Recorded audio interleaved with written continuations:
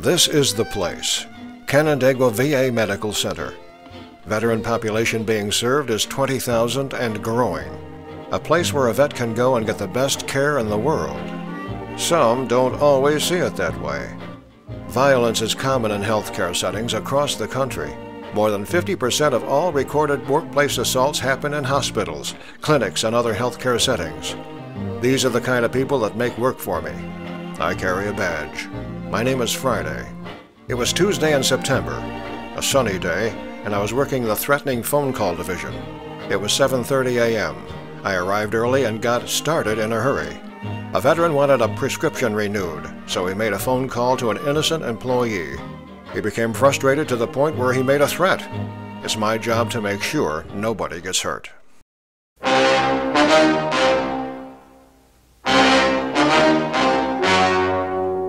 The story you are about to see is true. The names have been changed to protect the innocent.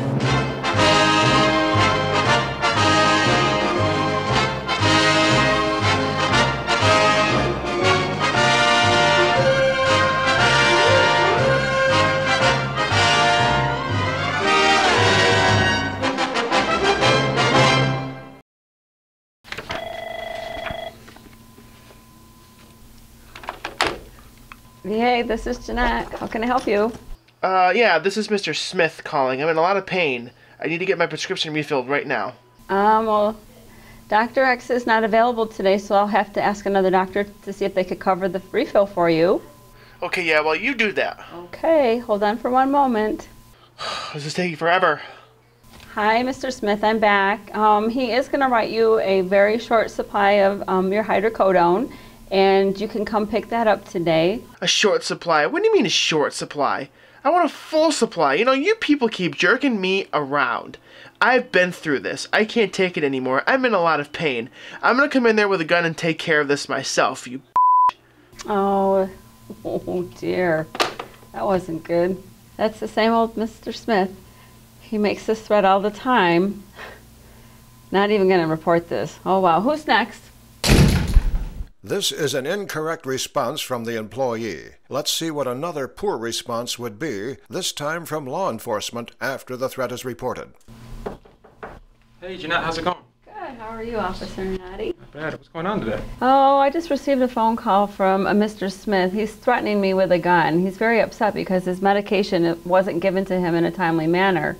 So I called you because I didn't know what else to do. He was very upset. He said that he's been waiting for his medications and he's sick of our crap. He's waited long enough and he is just so upset and in so much pain that he wants his medicine. So I had another doctor prescribe a short refill for him until he can be seen by his other permanent PCP until he's available. And he wasn't happy with that either. He totally went off on me and said that he was going to come in and take care of everybody and he was going to bring a gun.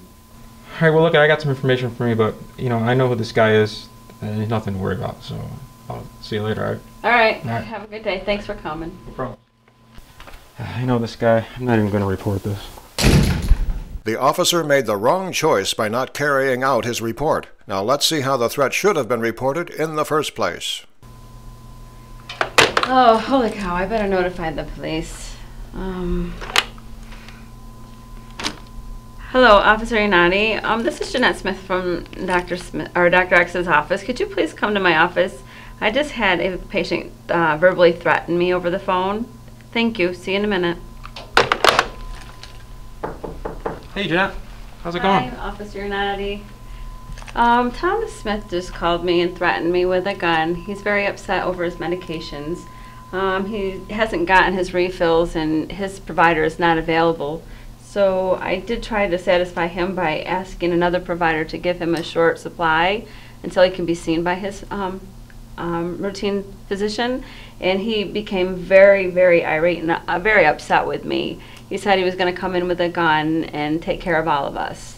So I thought that I should call you to report this because it could be something serious. Yes, definitely, definitely. This is something that's, you know, definitely has to be reported, and it's good that you followed policy and you called me, so let me get a little more information from you so I could do some follow-up work on my part. Okay. So we can try to find out what's going on here. Okay. So. Okay, and you said something about he threatened to use a gun? Yes, he said that he was going to bring in a gun and take care of all of us. Okay, all right. All right. Well, hey, look, like I said, it's good you called us. Okay. Let me do some follow-up work here, Okay. and I'm going to notify the people that need to be notified, Okay. and I'll definitely follow up back with you, and we'll let you know what's going on. Okay, I appreciate it. All right, Thank sound you good? very much, Officer United. All right, thank you. All right, you're welcome. Thank you. Why would a patient that we're treating make a threat? Well, there are a number of reasons, and we can take our pick, but I would say primarily is because they experience some sort of distress. Anytime someone is in distress and they are not immediately attended to, that distress tends to escalate and oftentimes it comes out in a form of a threat. Being a veteran myself, I sometimes see how sometimes things can get a little frustrating. There are quite a few of us veterans here in the system, and we do time to time it gets overwhelming, for staff as well, and sometimes it just gets difficult. If there's a patient who's in pain and he needs medication and he's just in unbearable pain, and he's not getting the service that he wants immediately in his view because that pain is so unbearable, it kind of adds a little bit of frustration, which can eventually turn into a threat. So would TBI, traumatic brain injury, fall into that cognition piece? Without a doubt. We may have a psychiatric condition. We may have a pain issue, a medical condition that affects us. And if a person really has not had the ability in the past to know how to express themselves and has received continual attendance to the pain issue or their psychiatric condition, but finds themselves in a moment when attention is not given and their frustration builds and they have limited frustration tolerance, then you may see that type of an outburst, one that includes a verbal threat. Those are injuries that sometimes that are uncontrollable. So it might be a hard time for a person who has something like that because they know that they can't control it or they don't even know that it's happening the way that it is.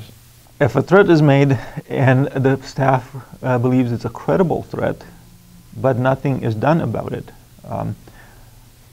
there is a sense of letdown on the part of the staff member who truly believe that he or she may be harmed by this patient. The police department, mainly what we're going to do is we're going to get the initial call from the employee, and we're going to investigate that and find out as much information as we can from the employee.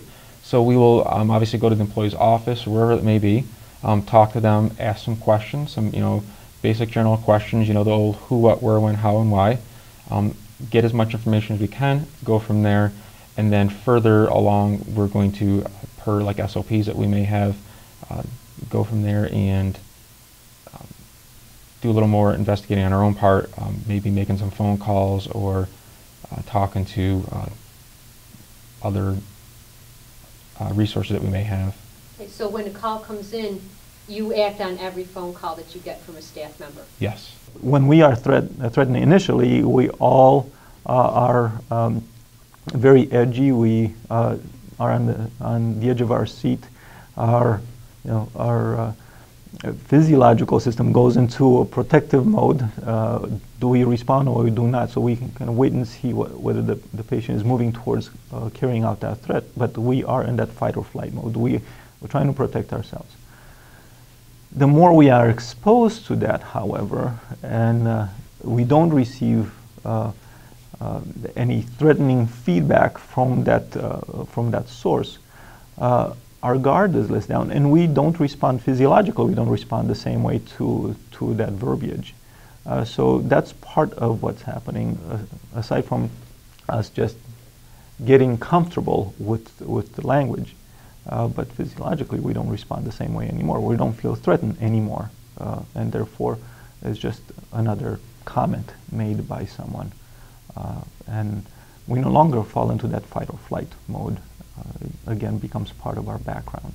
One thing I would suggest is we've got to remember here that people can sometimes read how you are acting as well. So if you keep the old cool, calm, collective attitude, sometimes that will be reflected onto the patient themselves, whether it's a phone call or in person, and they'll see the fact that you are calm and cool and collective, and it may help out the situation as well. So, just avoiding things that maybe might spur them up even more, no aggressiveness, nothing that's going to maybe be condescending at any point. So I always live on the whole cool, calm, collective thing, and usually it always wins the fight. It is the policy of the Medical Center ROPC to ensure the safety and security of its visitors, staff, and patients. Any telephone calls of a threatening nature or any that imply harm to life and/or property will be handled in a serious manner. Such calls will be documented and reported to police service immediately.